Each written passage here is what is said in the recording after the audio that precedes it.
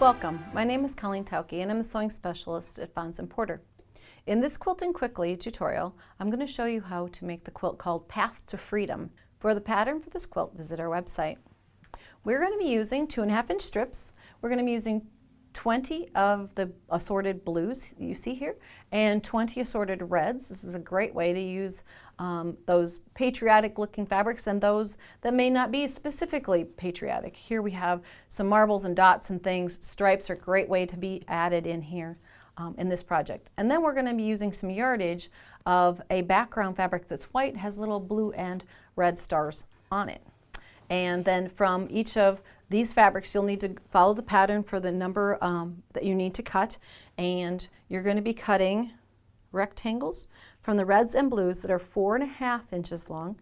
And then you set those aside. Those are going to become borders. And from the rest, you're going to be cutting then 5-inch long rectangles like these. And those will be used in the body of the quilt. Then you're going to be cutting some smaller rectangles out of the background. And you'll see those as the spacers between the larger rectangles. And then there are 2-inch strips that fit between the pieced vertical bars that we're going to create, and then an inner border top and bottom of a white fabric also. So let's get started. We'll take away our 2.5-inch strips here and start creating the pieces that go into our quilt. So normally a lot of times we'll make things horizontally. In this pattern we're going to do vertical instead. So what we're going to do is we're going to alternate those blues, a white, then we're going to use a red. And this is the fun part. You get to kind of create as you go and kind of sprinkle the different patterned fabrics throughout so that you use up everything.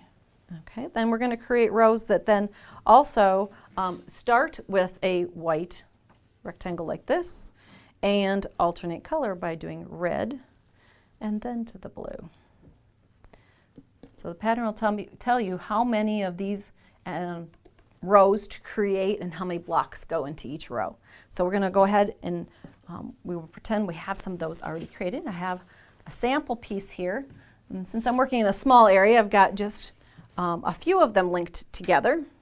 So here is part of row 1, and I've marked it because once you've planned things out, you want to keep everything together. You can either mark it with a sticky dot like this, or you could use the camera on your phone. It's a great way to take a snapshot, and then you'll know where to orient things when you come back to work on it.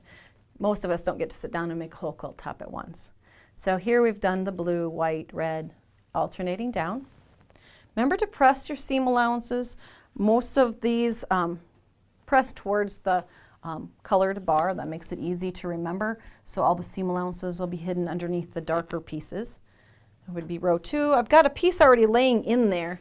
I just want to be able to show you in a minute how to make sure that you keep things lined up as you work your way through this quilt. Now you'll see that the blocks kind of dance back and forth.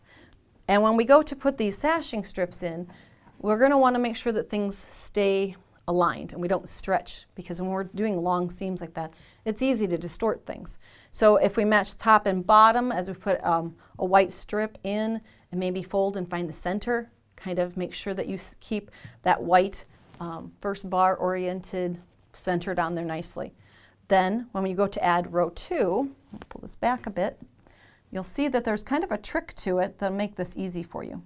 Row 2 laying on top like this, matching the raw edges here because you're going to be seaming along this.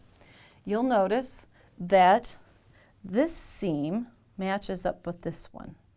And you can feel that if you've nested your seams and pressed everything towards the darker rectangles, those seams will nest up and you'll know that you're keeping it aligned here. Then skip to the next one right here. This seam will match up here. And that should go all the way down. That way you'll know that you keep each of the rows aligned perfectly. And then you would seam along here and do the same thing then as you work your way along, adding the next inner sashing and the next pieced row. Now we've got the inner part of our quilt done, and you look and see that there is a sashing, small sashing that goes on the left and right, kind of an inner border like this. Now, it's an optical illusion, but if you look at the top of the quilt where the inner white border is, it's a little bit wider than the small pieces that went in between. In order to get the top corner and the pieces to align, we had to go just a little bit wider than that. So we've got just a little bit wider. It's a 2.5 inch strip that will go along the top of the quilt like this. Then it's time to create the borders that go around this. So I'm going to take these away. You can reference the quilt behind me as we put together the borders. Remember when we were cutting pieces off of our original 20 blues and 20 reds, we cut 4.5 inch bars. This is the place where we use those. Now, we are going to be just going alternating red and blue, you can see, along to make the side borders, and the pattern will tell you how many of those rectangles to put together for the left and right border and how many to align for the top, across the top and bottom border like this. Then it will also have you cut a 2.5 inch blue square, 2.5 inch red squares. Follow the directions for how many of those. It's just in the outer corners that you need to create those, and you're going to create that block to sit in like this.